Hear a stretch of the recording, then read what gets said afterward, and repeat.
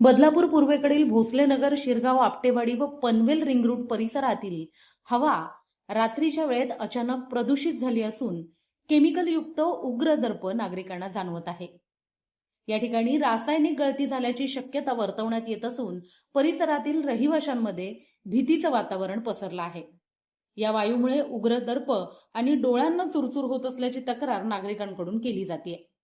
मात्र हा प्रकार कोणत्या कंपनीमधून झाला आहे हे मात्र अद्याप समोर आलेले नाही।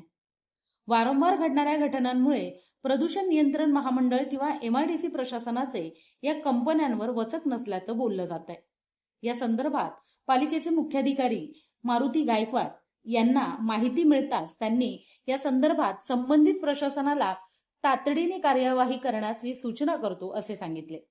मात्र या प्रकारामुळे नागरिकांना श्वास घेण्यास त्रास होत असून परिसरात घबराट पसरली आहे। लोकतंत्र, बदलापूर।